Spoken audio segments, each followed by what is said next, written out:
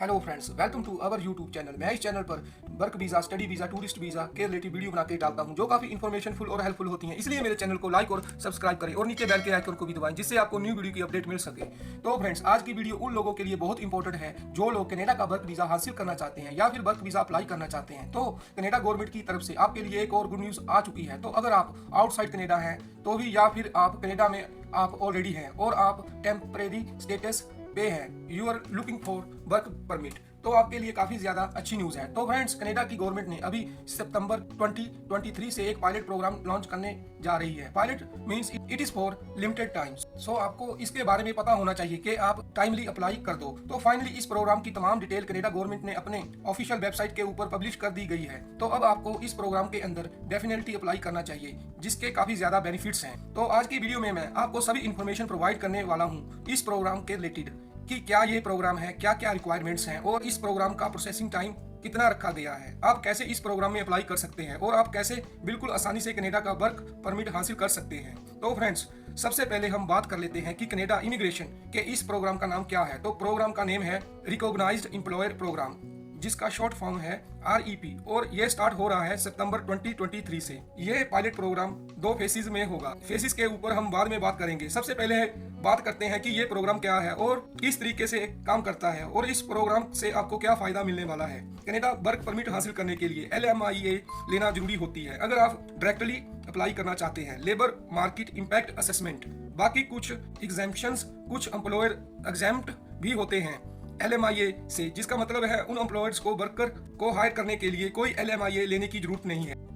लेकिन mostly cases के अंदर एम्प्लॉयर्स को LMIA की जरूरत पड़ती है। तो LMIA होती है कि, मान लीजिए मैं आपको बेसिकली बता देता हूँ, मोस्टली लोगों को पता ही होता है लेकिन कुछ लोग के लिए नया होता है प्रोसेस, तो उनको नहीं पता होता कि LMIA क्या होता है। सो LMIA होती है labour market impact assessment. Employer को LMIA अप्रूव्ड करवानी पड़ती है कनाडा की ESDC जो डिपार्टमेंट है, एम्प्लॉयमेंट सोशल डेवलपमेंट कनाडा से। जब LMIA अप्रूव हो जाती है तब वो जाके आउटसाइड कनाडा से स्किल्ड वर्कर्स हायर कर सकते हैं। अभी तक आप LMIA पर सिर्फ 2 ईयर कनाडा में काम कर सकते थे, 18 महीने का होता था। लेकिन उसके बाद एम्प्लॉय को भी दिक्कत आती थी और एम्प्लॉयर्स को भी दिक्कत आती थी कि अब 2 साल पूरे हो गए हैं तो अब अनदर LMIA अप्रूव्ड चाहिए होगी। एम्प्लॉयर को भी टेंशन है कि मुझे अप्रूव्ड करवानी है, फिर से अप्लाई करना है, और वर्कर्स को भी काफी ज्यादा टेंशन हो जाती है कि अब उसको LMIA अप्रूव चाहिए होगा, अगर दोबारा नहीं मिली तो मेरा वर्क परमिट एक्सटेंड नहीं होगा। लेकिन फ्रेंड्स, अब इस प्रोग्राम के थ्रू एम्प्लॉयर जो है वो 3 साल के लिए LMIA ले पाएगा, जिसका मतलब है कि एम्प्लॉय अब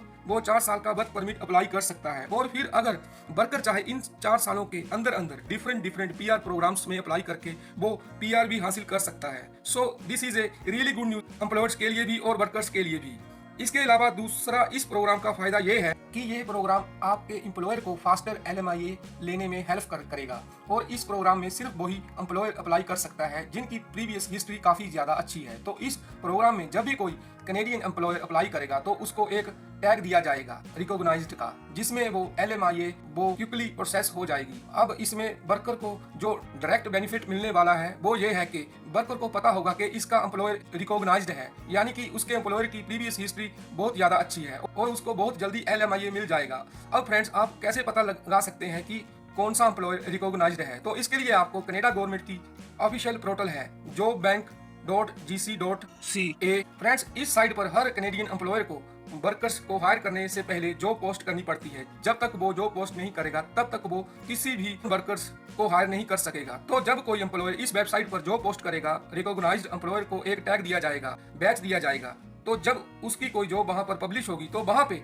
जब आप जाओगे तो सितंबर ऑनवर्ड्स आपको एक स्टेटस दिखने लग जाएगा एम्प्लॉयर के नाम के साथ रिकॉग्नाइज्ड का मतलब है कि इस वाले एम्प्लॉयर ने REP प्रोग्राम के लिए अप्लाई किया था और इसको अप्रूवल मिल गया है।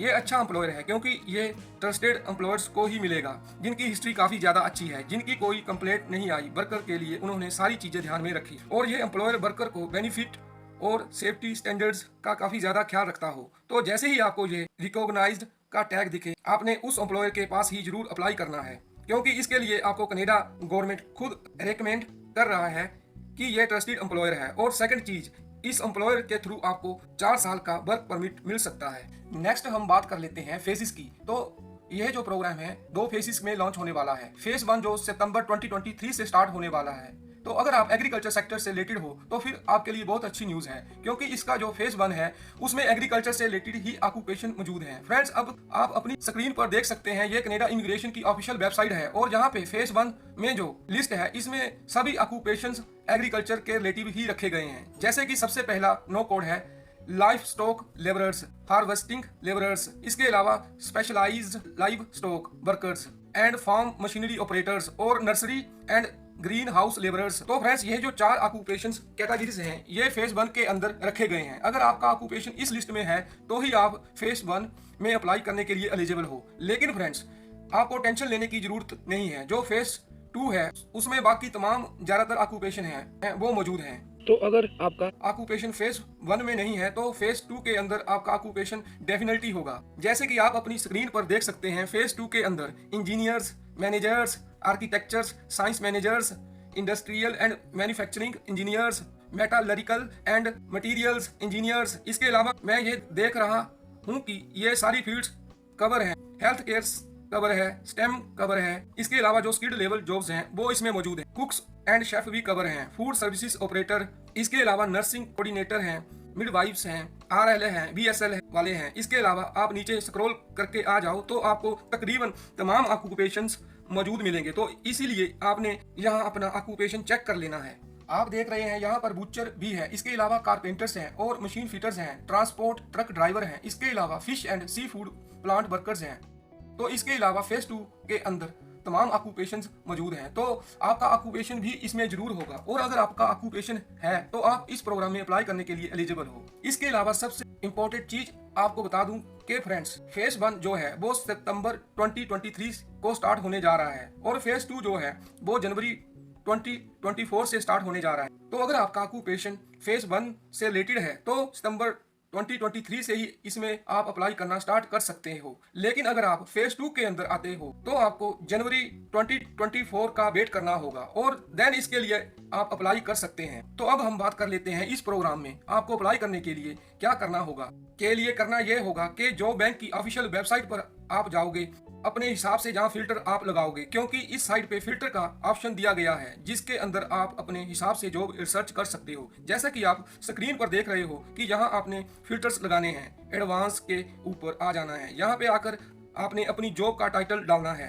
यहाँ पे अपनी जॉब लिखो, फिल्टर लगाओ, कौन से प्रोविंस में जाना है, LMIA का फिल्टर लगाओ। और भी बहुत सारे फिल्टर हैं जैसे कनेडियन एंड इंटरनेशनल कैंडिडेट का फिल्टर लगा लो कि जो एम्प्लॉयर बाहर से हायर कर रहे हैं तो आपको पता हो कौन सा लगाना है। इसके अलावा आप स्क्रॉल करके नीचे आओगे तो यहाँ पे आपको आने वाले कुछ दिनों के अंदर अंदर रिकॉग्नाइज्ड का भी ऑप्शन मिल जाएगा, टैग मिल जाएगा कि जो भी एम्प्लॉयर रिकॉग्नाइज्ड हैं उनके ऊपर भी आप फिल्टर से टिक कर पाओगे। इसके अलावा आप जहां अपनी एजुकेशन का भी फिल्टर लगा सकते हो। तो आपने इन पे टिक जरूर करना है, उसके बाद ही जॉब रिसर्च करनी है। तो आपको ऐसी जॉब दिखेंगी जो कि इंटरनेशनल वर्कर्स को ही हायर कर रहे होंगे। तो ये सारी चीजें करने के बाद आपने जॉब के लिए अप्लाई करना है। रिकॉग्नाइज्ड एम्प्लॉयर्स हैं उसका टैग आपको देखने को मिल जाएगा सितंबर 2023 के बाद से, और आपने जॉब अप्लाई करना शुरू कर देना है। अगर आपको जॉब मिल जाती है तो आप 4 साल का वर्क परमिट, वर्क वीजा हासिल कर पाओगे। तो फ्रेंड्स, अब हम डिटेल के साथ बात कर लेते हैं कि वो कौन कौन से एम्प्लॉयर्स हैं जो इस प्रोग्राम के लिए एलिजिबल हैं, क्या उन एम्प्लॉयर्स की रिक्वायरमेंट्स हैं। सबसे पहली जो रिक्वायरमेंट है कि ओनली दोज एम्प्लॉयर्स जिनको पिछले 5 साल में 3 पॉजिटिव LMIA मिली हैं वो ही इस प्रोग्राम के लिए अप्लाई कर सकते हैं। तो आपके लिए गुड न्यूज़ है कि हमें पहले ही पता है कि यह एम्प्लॉयर गुड स्टैंडिंग में है, इनके पास अप्रूवल है ऑलरेडी।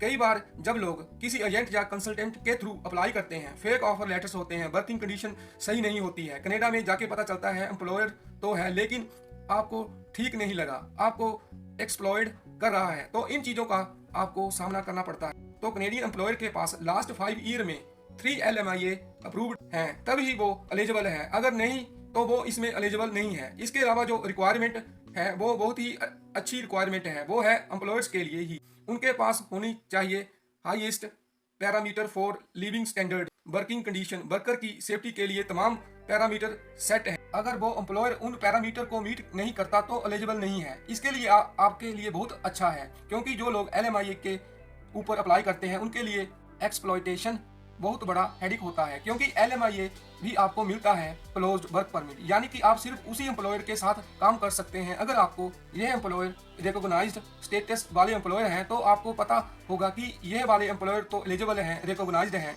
इनके लिए अलग स्टैंडर्ड है, ये जो मीट करते हैं, so they are better than those employer जिनके पास रिकॉग्नाइज्ड स्टेटस नहीं है। इसके अलावा भी और भी बहुत से बेनिफिट्स हैं। यह जो एम्प्लॉयर्स हैं वो ही इस प्रोग्राम में अप्लाई कर सकते हैं जिनको आज तक कोई नेगेटिव LMI नहीं मिली। जिनको नेगेटिव LMIA मिली है, LMIA अप्रूव्ड नहीं हुई है, तो इसके लिए एलिजिबल नहीं है, तो यह आपके लिए बहुत अच्छा है। इसके बाद हम बात कर लेते हैं कि अगर किसी एम्प्लॉयर को इंस्पेक्शन में वो फेल हो गया है या फिर कंप्लायंस नहीं थी, उनकी नॉन कंप्लायंस थी, वो भी एलिजिबल नहीं है। और अगर किसी एम्प्लॉयर के ऊपर ऑक्यूपेशन भी लगा है कि वो वर्कर की हेल्थ एंड सेफ्टी का ध्यान नहीं रखा गया इस एम्प्लॉयर ने, और यह स्टैंडर्ड्स है इन्होंने मीट नहीं किए, तो वो भी एलिजिबल नहीं है। तो अगर आप पोर्टल पर रिकॉग्नाइज्ड एम्प्लॉयर दिखता है, राइट वे आपको अप्लाई करना चाहिए, because they are the best. वही कि यह वाली रिक्वायरमेंट मीट करने के बाद ही उनको रिकॉग्नाइज्ड स्टेटस मिलेगा। एंड अगेन ये जो रिकॉग्नाइज्ड एम्प्लॉयर्स हैं इनको मिलेगा 3 साल का LMIA अप्रूवल, जिसमें यह 2 बार आपको 2-2 साल का वर्क परमिट दे सकते हैं, तो आपको 4 साल तक का वर्क वीजा मिल सकता है। फास्टर प्रोसेसिंग, रिलायबल एम्प्लॉयर्स, ये सारी चीजें आपको फायदा करेंगी। अब फ्रेंड्स मैं आपको बताने वाला हूँ बड़ी इंटरेस्टिंग चीज। अगर कोई एम्प्लॉयर नॉन कंप्लायंस होता कि उनकी जो कंप्लायंसी है वो मीट नहीं कर पाए, उन पे लगेगा 2 ईयर का बैन, नॉट इवन बैन, उनको डिस्प्ले किया जाएगा बिजनेस का नाम कनाडा की ऑफिशियल वेबसाइट पे। जो एम्प्लॉयर्स हैं जिनका लाइसेंस कैंसिल किया गया है या फिर बैन लगा है, तो वो भी आपको स्क्रीन पे दिखा देता हूँ।